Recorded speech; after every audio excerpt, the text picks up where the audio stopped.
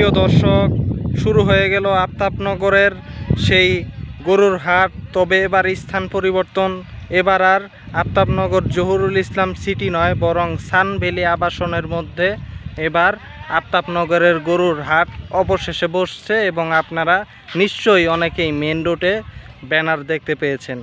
প্রিয় দর্শক, চলুন সেই হাটের বর্তমান পরিস্থিতি আপনাদেরকে দেখাই এবং কিভাবে আসবেন সেই হাটে সেই লোকেশনটাও এই ভিডিওতে দেখিয়ে দেব। প্রিয় দর্শক, চলুন দেখা যাক।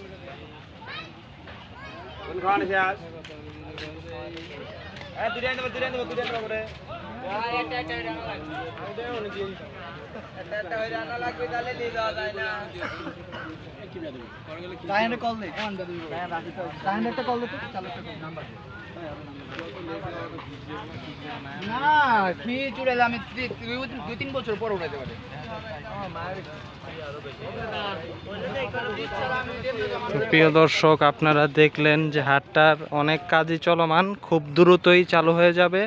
আপনারা দেখলেন আর কিছু গরু তবুও আসতে শুরু করেছে এবং হাটটা আস্তে আস্তে আর কি চালু হচ্ছে, যেহেতু গরু একের পর এক আসছে এবং প্রায় তাও অনেকগুলি গরুই আসছে, কিন্তু হাটটা নতুন চলমান। ইনশাল্লাহ ঈদের আর মাত্র 2-3 দিনের মধ্যেই হাটের যেহেতু কর্মযজ্ঞ চলছে, তাহলে চালু হয়ে যাবে খুব দ্রুত।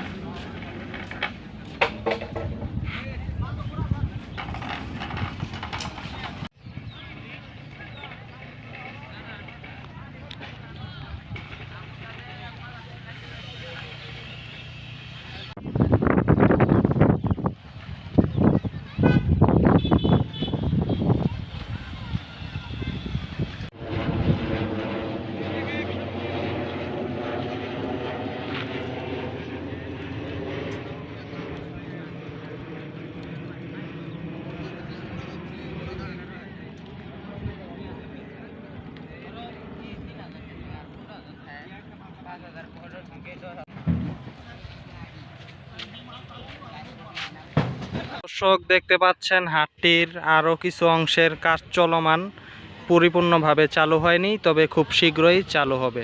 তো প্রিয় দর্শক, দেখতে পারলেন আফতাবনগরের এই নতুন হাট 2 বছর পর শুরু হচ্ছে সান ভ্যালির ভিতরে। এই যে সান ভ্যালির যে আপনার গেট দেখতে পাচ্ছেন, আর লোকেশনটা তাহলে দেখায় দিই। এই যে দেখেন, ওদিকে হচ্ছে আফতাবনগর, আর এই যে এদিকে হচ্ছে বাড্ডা এলাকা, মধ্য বাড্ডা, উত্তর বাড্ডা, মেরুল বাড্ডা, তারপর ওদিকে হচ্ছে আপনার উত্তর বাড্ডা সাঁতারকুলের ওইদিকে, অর্থাৎ সাঁতারকুল উত্তর বাড্ডা, তারপরে হচ্ছে মেরুল বাড্ডা। আফতাবনগরের মাঝখানের যে ফাঁকা জায়গা, এটাই হচ্ছে সান ভ্যালি আবাসন।